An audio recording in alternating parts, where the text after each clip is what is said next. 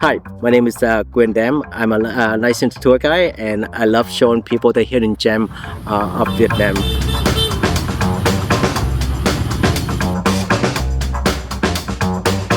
Everything's chaos, but I'm trying to explain to people it's just organized chaos. It works for people here with a population of over 100 million people.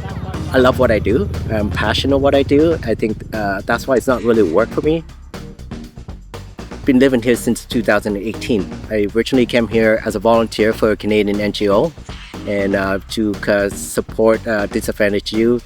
I fell in love with Vietnam, fell in love with me, I found myself, and I really enjoy what I did. So I decided to stay in Vietnam to learn more and share that experience with people I meet along the way. For me, the type of I'm more an adventure traveler even at my age. I like to open that up to people who are very adventurous and make it comfortable for them. Because any country you go to, right, initially you're afraid, but it's more so in Vietnam because it's still new. Tourism is booming here, but people really want to visit, but I don't know the language, I don't know this, I don't know the food, but I want to ease all that for people. We have over 100 million people, and the country is very prosperous now, and I think it's going to be one of the major Asian country.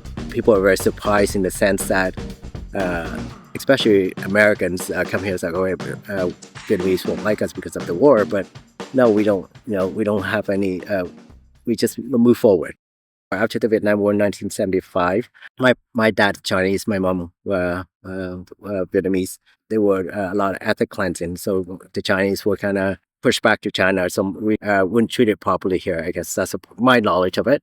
So we escaped Vietnam and be part of the boat people in 1978.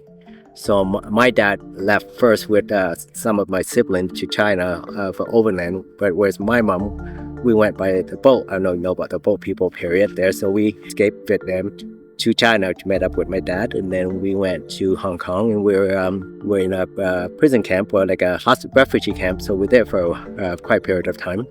And then from there, we're sponsored by a Catholic church in Canada, in Guelph, Ontario, which is a small town. Back then, it's only 80,000 people. So I grew up in a small town. So we started coming back here, doing my visiting and traveling. In 1998, I actually stayed here for a year to experience more Vietnam because I was backpacking through around the world for 2 years, and I stayed in Vietnam for a year.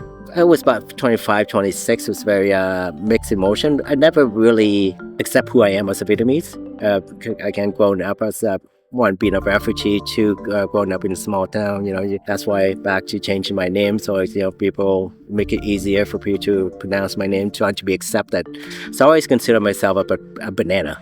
So white on the inside and then yellow on the outside. So, but I never was embrace who I am, my heritage. So coming here living is different than being a tourist. I realized that little part of me was missing when I was growing up because I was rejected who I am, and most importantly, and my culture too. So now I'm kind of understand the culture a bit more, and obviously more open-minded about it. So more willing to learn, and I'm excited to learn. I'm very hungry to learn because I feel like I'm reliving my youth. So now I have a lot of energy. I travel throughout Vietnam from north to south through the volunteer experience, but now on my own. As you see, a lot of people don't have a lot, but they're so very, very sociable, very enjoying more. Whereas compared to the West, we work, we make great money, we have all this beautiful material goods, but you could see a lot of people not as happy because they're very stressed. People work, go. Here, people just it's more of a slower pace, and people actually step back and actually socialize each other. The neighbor, everybody knows everybody. It's very community feel. So, whereas in the West, I find it's very people are very surprised. And again, the West is very individualist. Here we are more community. Here is very about relationship building. So, and then you have the great community to support you. And people here are incredibly hospitable, would do anything for you. Come and experience the openness, the friendly people, and amazing food. As a refugee to Canada, I was Canadian welcomed me to Canada with open arms. So I guess in a way, I returned that by welcome Canadian to Vietnam with an open arm. So I'm very fortunate at that opportunity, but now I want to share that opportunity of what I know about Vietnam to the world.